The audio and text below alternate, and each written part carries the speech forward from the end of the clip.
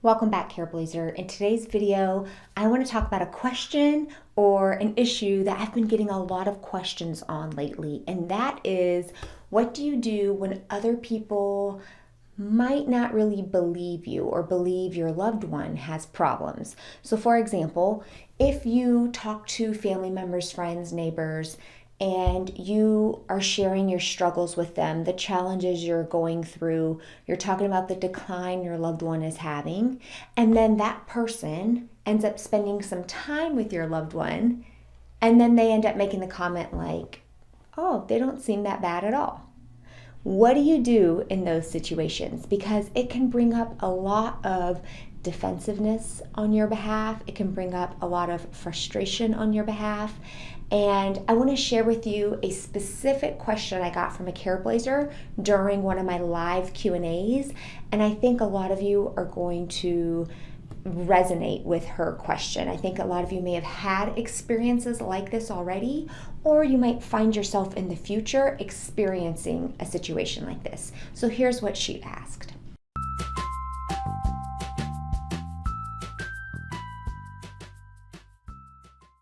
I need some good responses to people saying, I just had a wonderful conversation with blank. He's doing so well.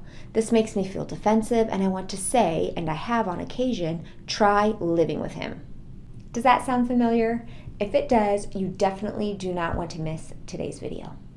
Before I share some new ways to think about this situation and how you can work through these types of situations, I just want to remind you that if you haven't already, there is a free Careblazers survival guide that I put together filled with all my best strategies and tips, and it's yours. All you have to do is go to the description below this video, click on the link, download it, and I hope that it will help you along the way. Okay, now let's take a look about why these situations, why these comments from family members and friends and coworkers create defensiveness in the first place. And before I share some helpful ways for you to work through this situation, we have to start at the cause of our feelings. I've done a video on this in the past. I'll be sure to link to it below. But Careblazer, the thing that causes our feelings, it's never what somebody says. It's never what has happened. It's never what has occurred outside of us. It's never a situation or anything like that. It's always our thoughts. It's something that you are thinking is causing you to feel a certain way. But most people, they just assume and think that what somebody else said makes them feel a certain way. And that takes away all of your power and ability to change. So this concept, it is super important. I talk about it a lot in my care course. We work through this with Careblazers.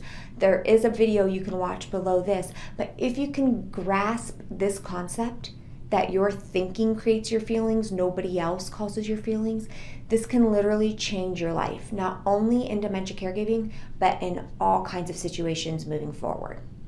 So using the situation above, somebody says, I just had a nice conversation with so-and-so, you get defensive, you give your defensiveness, you give the reason for your defensiveness to that person, to what that person said. However, what's really happening here is that what you thought about their words made you defensive. What they said didn't cause defensiveness in you. It's what you made their words mean led to your defensiveness. This explains why the same exact thing can happen to multiple people and they can all feel totally different. So I'm going to use a totally non-related example to help this concept sink in, and then we're going to go back to this specific scenario the Careblazer shared, and we're going to apply it to that situation. Careblazer, stick with me on this video. This is everything. Let's say you're walking down the aisle of a store and you pass by somebody you know. You smile and say hi, and that person doesn't say anything to you in return. All right, that's the example we're using. I want you to stop and ask yourself what immediately goes through your mind. Do this exercise with me right now, Careblazer. You're walking down the aisle, you see somebody you know, you smile and say hi, the person doesn't respond to you at all. What immediately goes through your mind? Not how you feel. What is the thought that goes through your mind? So here are some examples.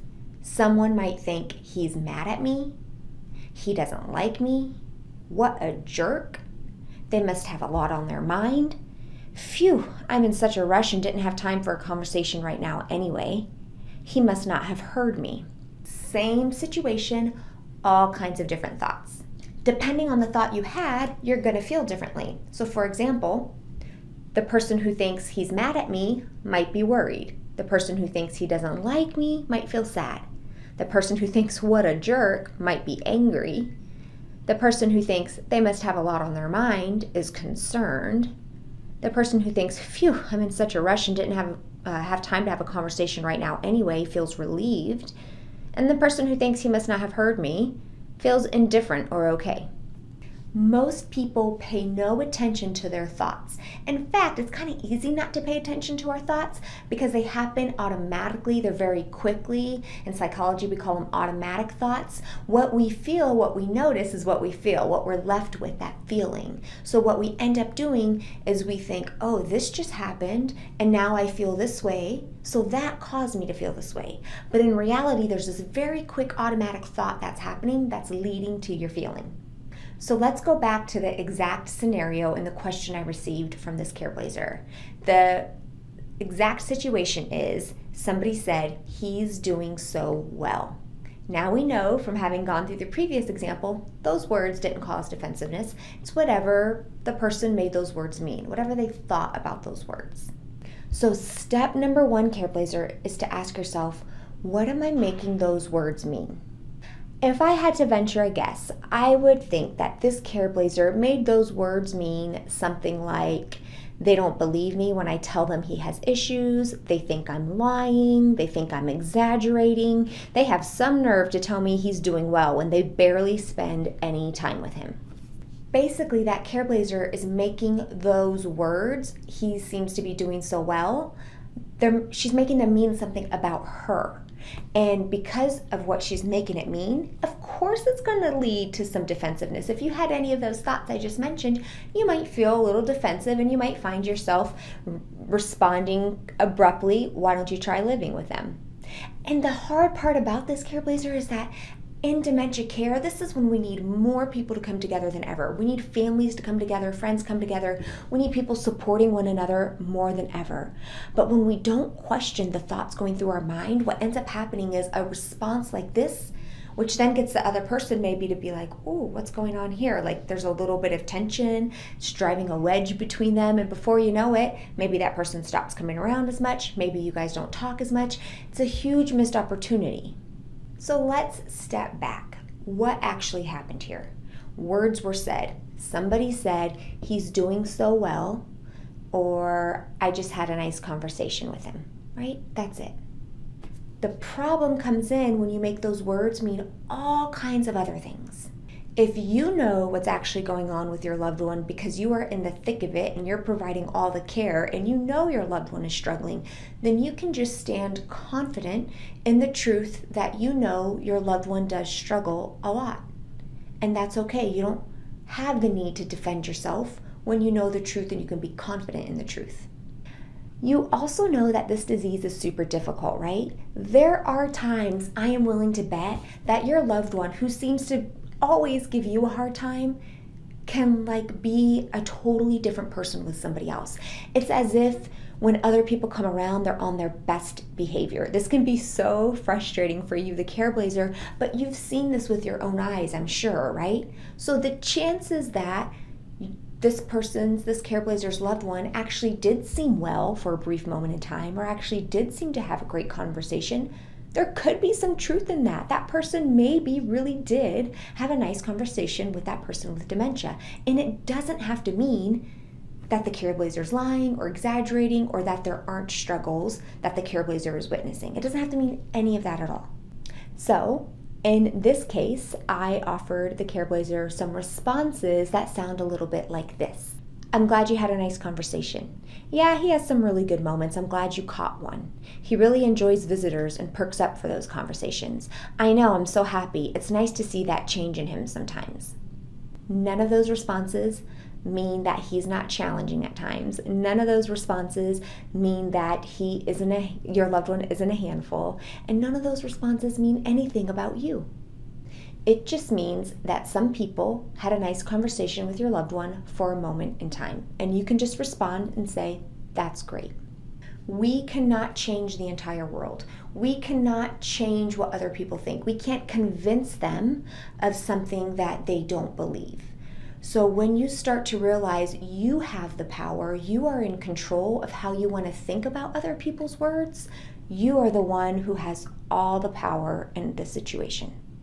Now, it's totally within your right, Careblazer. If you want to feel defensive about their words, go for it. You can choose to be defensive. Just know you're choosing that because of the thoughts that you're thinking. Nothing wrong with it. I just want you to know you can choose to think another option as well that doesn't have that ripple effect of being defensive, saying something to family members or friends that tends to drive you guys apart even further.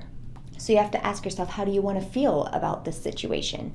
Most Careblazers I talk to bring these situations up to me because they don't want to feel this way and they don't want to get defensive. And if that's you, Careblazer, I really encourage you to take some time the next time you notice a really big shift in your mood, whether it's super happy or angry or frustrated or sad, to stop and pause and say, what just went through my mind right now? What am I thinking? Just raising your awareness of the thoughts going through your mind and noticing the connection between your thinking and your feeling. So what are some past situations where something someone said caused you to feel a certain way? Can you go back and identify that and think and try to remember like what was going through your mind that led to your feeling? I want to be very clear here. This concept and this video is not meant to beat yourself up. We are all human and we all have these automatic thoughts that happen no matter what because our brains are just crazy that way, right?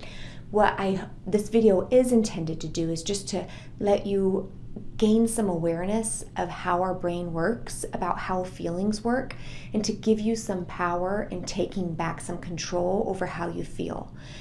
This is hard work, Careblazer. I know this. This is why I have a whole program dedicated to this concept. But I promise the payoff is huge. This can really improve your life with your spouse, with your kids, with your grandkids, with your neighbors, with your coworkers, with everything. Really, your thoughts are so much. I hope you let this video sink in.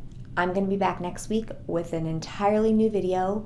Until then, keep up the great work, Careblazer, and if you haven't already hit the red subscribe button on your screen, please do so. It helps other Careblazers find these videos and get the help that maybe they're looking for. Okay, bye.